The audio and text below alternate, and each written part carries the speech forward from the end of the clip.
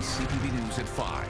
The anxieties can show up differently. They're worried about different things, but it's often a common thing when we start something new.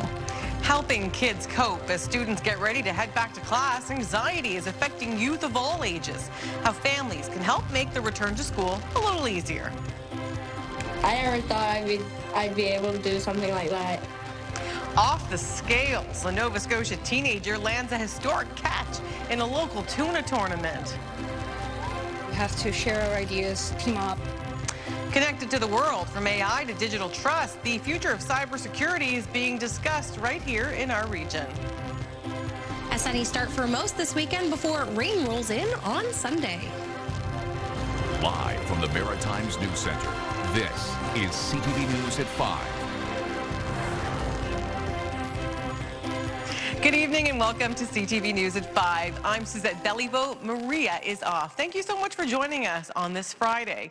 First at 5 tonight, easing student anxiety. Back to school season is really exciting, but it can also be overwhelming, bringing big emotions. CTV's Emma Convey explored why anxiety often spikes this time of year and what families and educators can do to support their students. Emma. Hi, Suzette. I don't know about you, but I remember those nervous feelings just the weeks before school. For me, it was a mix of butterflies, but also excitement, and it seems that also is the case for many students today. Back-to-school shopping is in full swing at the Halifax Shopping Centre. Families stocking up on classroom essentials. Shopping, I like to shop, yeah. And for you? Definitely like back to school clothes and then getting supplies and stuff. Despite the fun that comes with prepping for the first day back, for some students, anxiety accompanies it. I was nervous until I got there today. This morning I woke up, I thought I was gonna be sick. I was like, I'm so anxious about this. Apparently like grades are supposed to get harder, so it's just worried about that. Of course, a little bit, but once you get there, you know, you kind of settle into it, you find your people, you realize what profs you like and dislike. Registered psychologist Dana Lee Bagley says the jitters are common and parents should normalize it. Our goal really, I think, as parents should be to help kids do things even when they're anxious. So it's not really to remove the anxiety, it's to give them the confidence to be able to do things even when they feel anxious. Lee Bagley says a few signs to tell if your child is feeling anxious are behavioral shifts, like becoming more withdrawn. She encourages open conversations and suggests students should think about what they're looking forward to. You can try to connect with people, you know, your friends from school if you haven't seen them before you actually get to school, to again have a little bit of a reconnection and make that transition a bit easier. You can also start just making, you know, the routine easier, like getting up a little bit earlier every day. Around the Maritimes today, students say they have their own ways to prepare for the big day. I got to distract myself with friends, do what I can and not think about it at all. It's a bunch of people I knew who were students, like, where do I need to go? What do you recommend? Like, what laptops, what gear? Just getting ready, getting my bag on, and then buying some stuff. And with the clock counting down on back to class, there's still time for students to put their mental and physical health at the forefront as they prepare to navigate a new school year. Now, Suzette, psychologist Dana Lee Bagley encourages students to slowly get back into their routines, like sleep schedules, as it'll only make for an easier transition for them.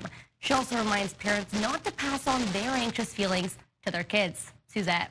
Thank you so much, Emma. Some wise information and tips there. That's CTV's Emma Convey in our newsroom tonight. All right, time now to turn our attention to Todd and to see what the 6 o'clock news team is working on tonight. Todd, gas prices up again, eh? Hi, Suzette. Yeah, motorists feeling the jitters as well. Never mind the school kids.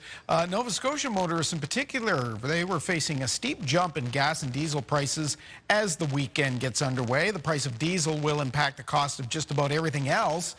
And analysts tell us these prices could look good compared to what's coming. We'll tell you why at 6.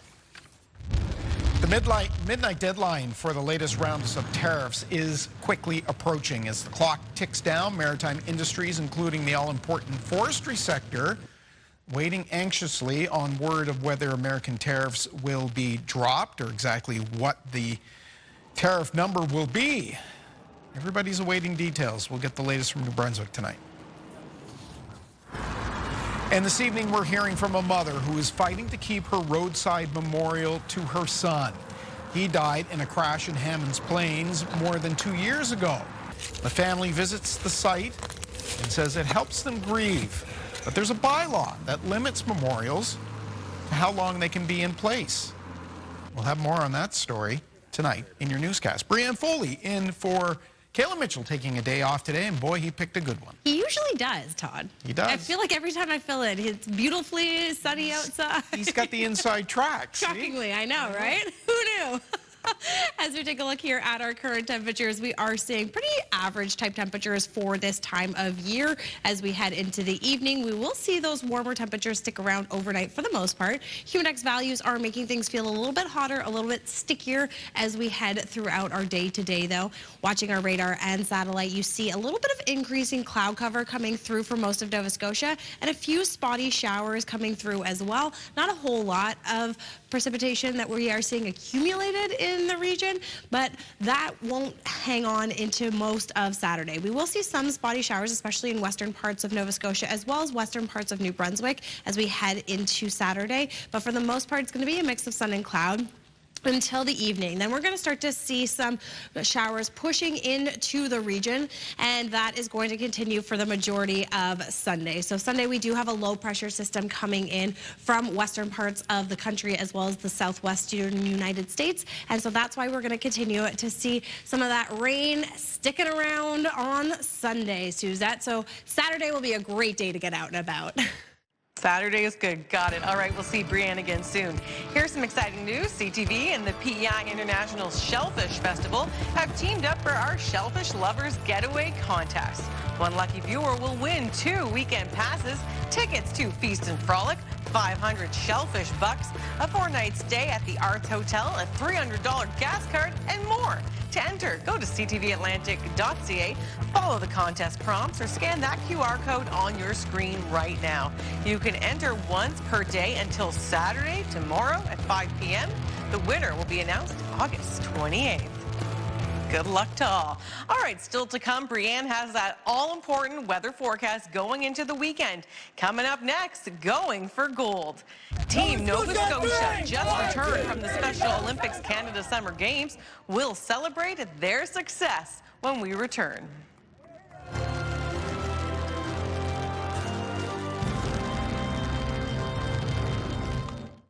When young people need someone to talk to, Kids Help Phone is there. Grab your golf clubs and support mental health in your community. Join the Kids Help Phone Golf Classic September 24th on the links at Bernello. To get involved, go to kidshelpphone.ca. Excitement in the Special Olympics community and beyond is still being felt after hundreds of athletes and coaches from Nova Scotia returned home from the Special Olympics Canada Summer Games in Alberta earlier this week. Joining us tonight to celebrate their accomplishments is track and field athlete Jacob Rayfuse and chef de mission for Team Nova Scotia, Mike Greek. Thank you both so much for coming in tonight. Yeah, no problem. It's a pleasure. Pleasure to have you both. Congratulations to you all. Mike, I want to start with you. Let's talk about Team Nova Scotia's success. Wow, I know we were talking off camera. Tell us about that. You know, successful in so many ways on the pitch, on the track.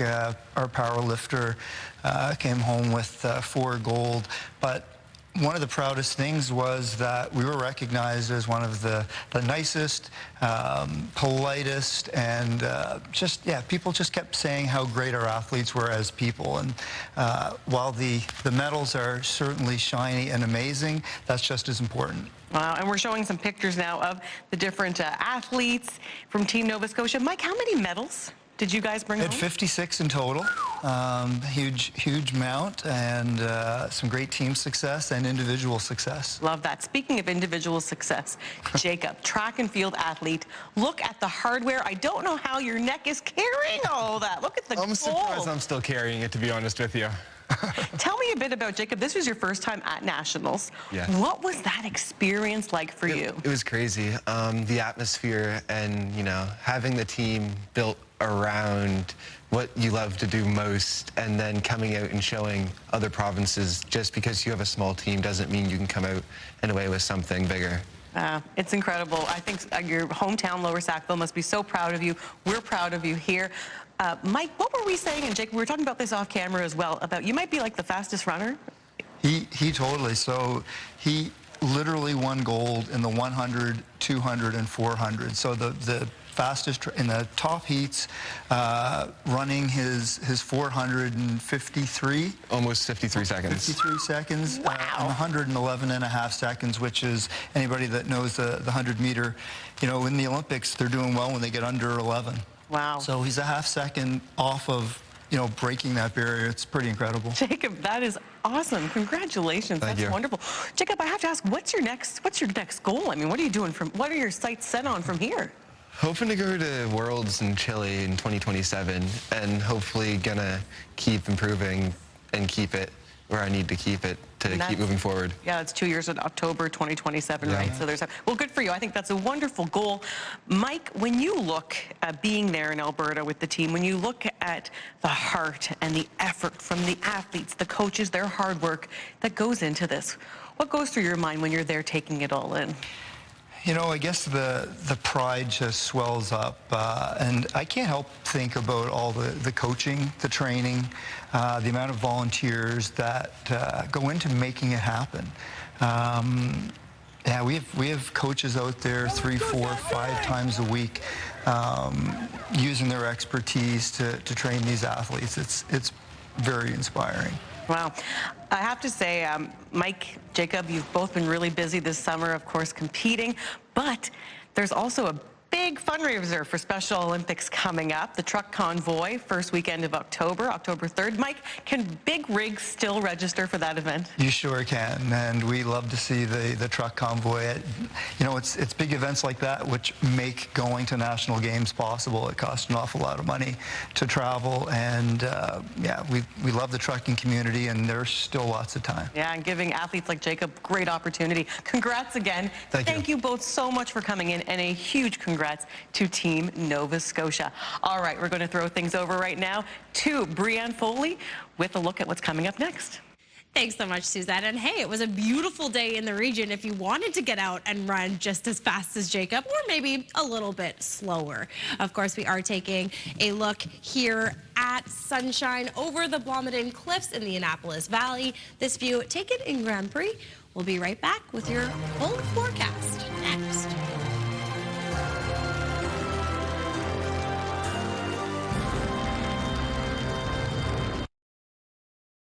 Welcome back, 5:17 on this Friday afternoon. Brianne, beautiful around the region.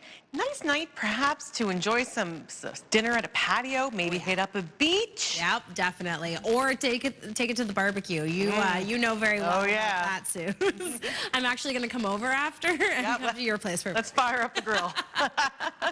Yeah, it was a gorgeous day in the region, of course, as we headed out and about. A few spotty showers here and there for some, but for the most part, it was absolutely a stunning day to get out and about. Taking a look here at Evangeline Beach in Grand Prix, we are seeing that beautiful sun just chilling and hanging out for the day. And of course, if we take a look here at our sunrise and sunset times, you're going to want to get started on your day early, especially as that sun is coming up in the 6 o'clock hour for the entire region. And tomorrow is the day that you're going to want to enjoy, because yes, it is going to get a little bit wet as we head into Sunday, but as we take a look here at our temperatures for today, we are seeing pretty average type temperatures around the region, a little bit warmer in the southern portion of New Brunswick as well as over in central parts of Nova Scotia. But we did see pretty sunny skies for today. A few scattered showers and a little bit of increasing cloud cover moving into Nova Scotia through the evening.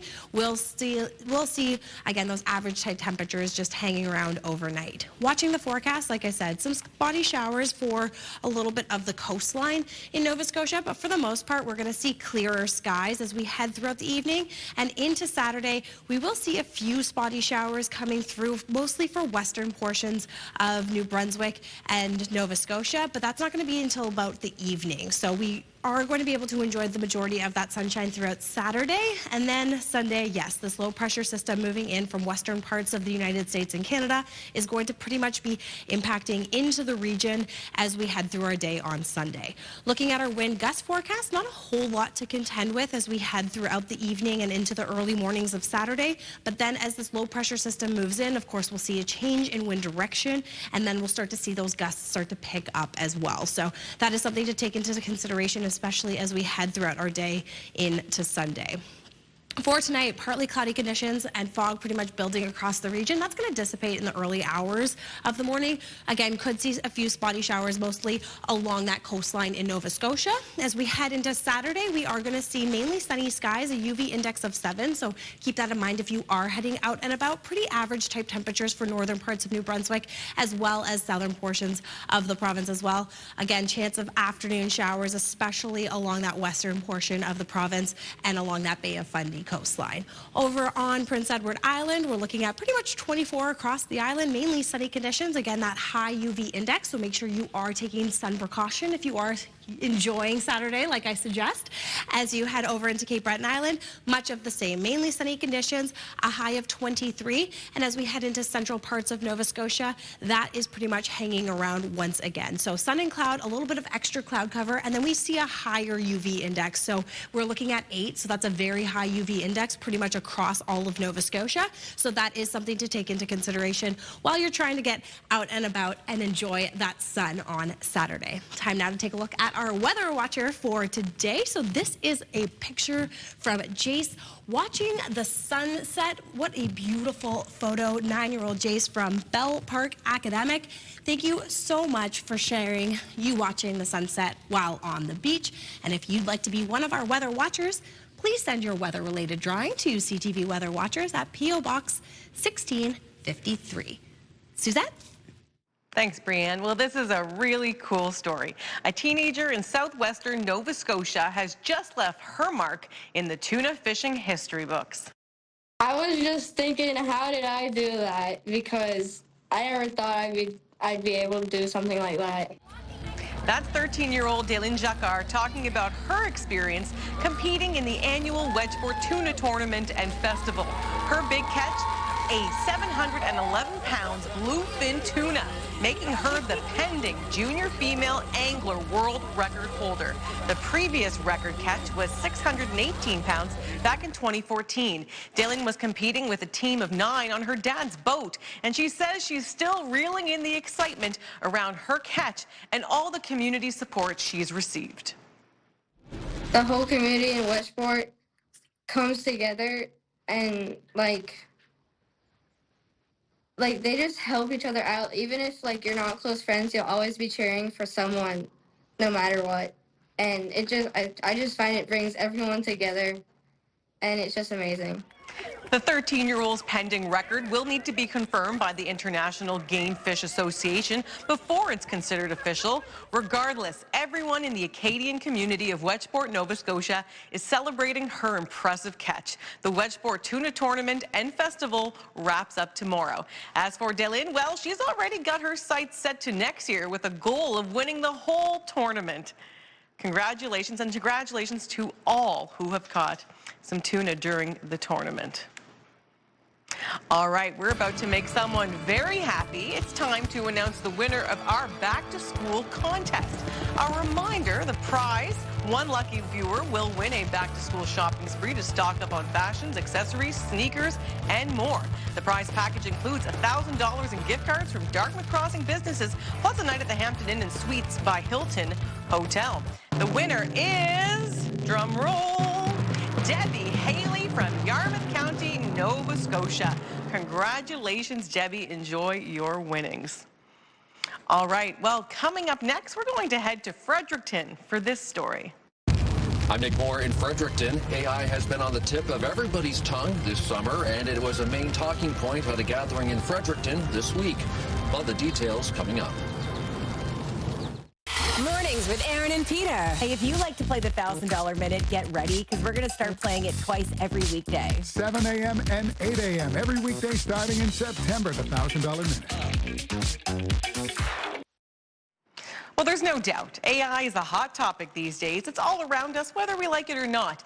But industry experts say education is key, as AI was the focus of a cybersecurity summit in Fredericton this week. CTV's Nick Moore takes us there.